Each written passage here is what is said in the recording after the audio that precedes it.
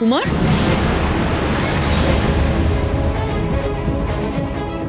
তোমার হাতে তরোয়াল কেন? কি হয়েছে কুমার? মা, মহারানী, মহারানী, আপনি যুবরাজকে দয়া করে শান্ত হতে বলুন মহারানী। যুবরানী তো ঠিক কথাই বলেছেন। সত্যিই তো, আমি এই রাজপরিবারের কেউ নই। অমৃত নগরীর প্রাসাদের অন্দরমহলে ঘুরে বেড়ানোর অধিকার আমার থাকতে পারে না। আমি ভুল করেছিলাম মহারানী। আমার উচিত হয়নি প্রাসাদ ঘুরে দেখার কথা বলা। যুবরানী বাধা দিয়েছেন বলে যুবরাজ ভয়ঙ্কর রেগে গেছেন। মহারানী, আপনি যুবরাজকে শান্ত হতে বলুন মহারানী। যুবরানী উচিত কথাই বলেছেন। তুমি প্রাসাদ ঘুরে দেখবে, তোমাকে বাধা দেওয়ার অধিকার তো কিরণের নেই। মা, প্রাসাদ ঘোরা নিয়ে আমাকে ক্ষমা করো সই। আমাকে নিয়ে তোমাদের পারিবারিক অশান্তি আমার হৃদয়কে বড্ড আঘাত দিয়েছে। আমি এটা মেনে নিতে পারছি না মা। কিরণমালা কেন বারবার আমার অতিথিদের অপমান করবে? কি উদ্দেশ্যে? শান্ত হোক মা, শান্ত হোক, শান্ত হোক। রাজকুমারী মোহিনী, এসবের জন্য তুমি নিজেকে দায়ী করো না। কিরণ, তুমি এখানে কি করছো? মা, তোমার তো রন্ধনশালায় থাকার কথা। রাজ পরিবারের সকলের জন্য তোমার আজ রান্না করার কথা। রাজ হেসেলে না গিয়ে তুমি এখানে। মা, আমি একটা কথাও তোমার শুনতে চাই না। যাও, যাও।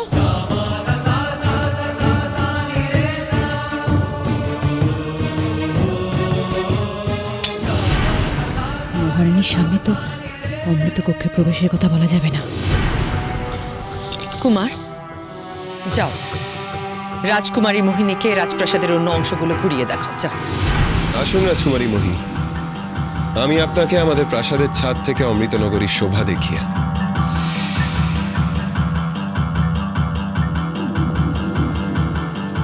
যাও। আসুন।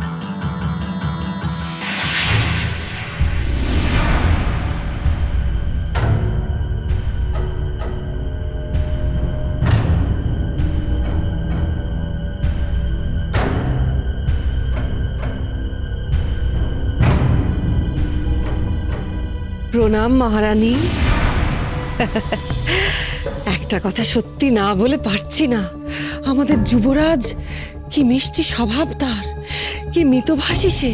আহা, কিন্তু একটা কথা বলবো মহারানী, মার্জনা করবেন আমায়।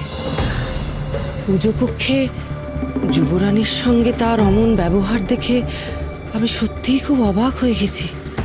আসলে আমাদের রাজকুমারী মোহিনীর সঙ্গে উনি যতক্ষণ থাকেন ততক্ষণ তো আমি কখনো তাকে এমন ব্যবহার করতে দেখিনি।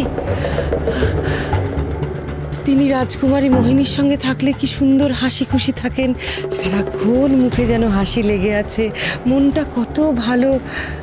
শুধু যুবরানীর সঙ্গে থাকলেই কেন যে এমন। আপনি ঠিকই বলেছেন, আমিও লক্ষ্য করেছি।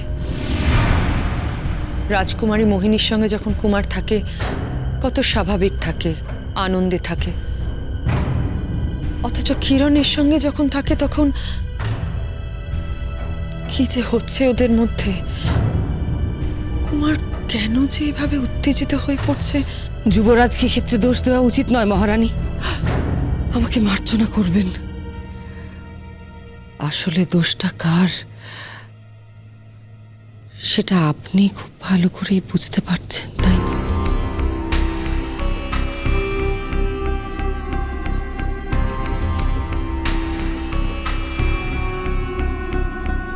ঠিকই তো, দোষ তো কিরণের।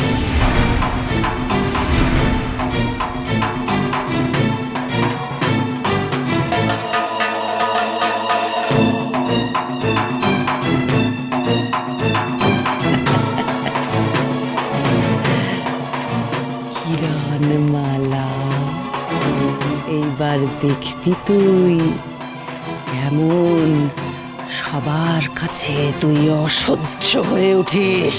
সবাই কেমন তোকে ঘৃণা করে দেখবি তুই। আর সবার চোখের মনি আস্তে আস্তে কে হয়ে উঠবে বলতো? নাগিনী।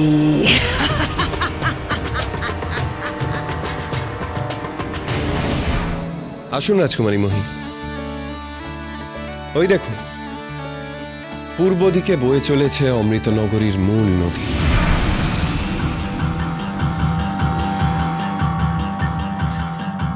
বাহ, খুব সুন্দর। সূর্যোদয়ের প্রথম সূর্যকিরণের সোনালী আভায় এই নদীকে মনে হয় যেন সুবর্ণ স্রোতস্বিনী। এসব দেখে আমি কি করব? আমাকে তো আবার অমৃত কক্ষে প্রবেশের উপায় বার করতে হবে। কিরণমালার জন্য সব ভেস্তে গেল।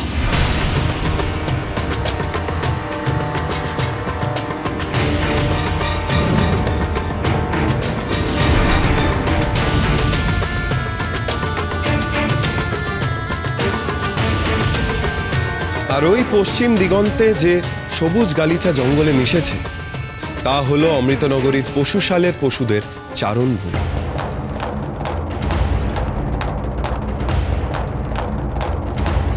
অমৃতনগরীর যোদ্ধাদের অশ্বচালনার শিক্ষা দেওয়া হয় ওই সবুজ বিস্তৃত ভূমিতে।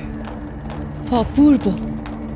অমৃতনগরীর মতো সুন্দর দেশ এর আগে আমি কখনো দেখিনি।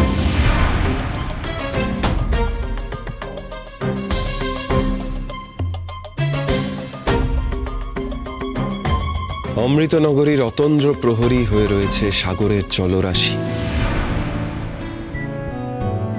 কি? পরের চাল দেওয়ার সময় হয়ে গেছে নাগিনী, সতর্ক হও।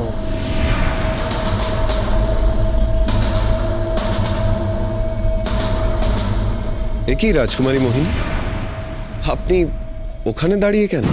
এখান থেকে অমৃতনগরীর সাথে অমৃতনগরীর যুবরাজকে দেখছিলাম।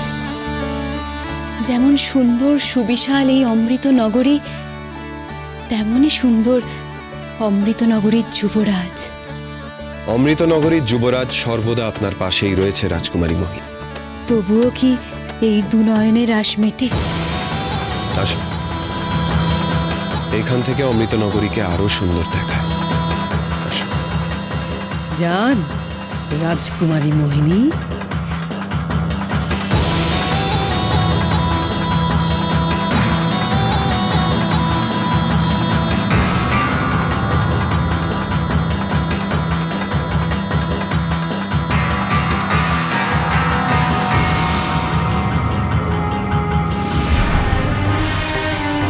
কুমারকে কেমন যেন আমার সুস্থ বলে মনে হচ্ছে না। তাহলে কুমার কি করে একজন অজানা অপরিচিতাকে অমৃত কক্ষের ভেতরে নিয়ে যেতে চায়? আর আমি বাধা দেওয়াতে আমার উপর এত ক্ষিপ্ত হয়ে উঠলো কেন? আমার হঠকারিতাতে কোনো ভুল কাজ না করে বসে। না, আমাকে দেখতে হবে কুমার কোথায়।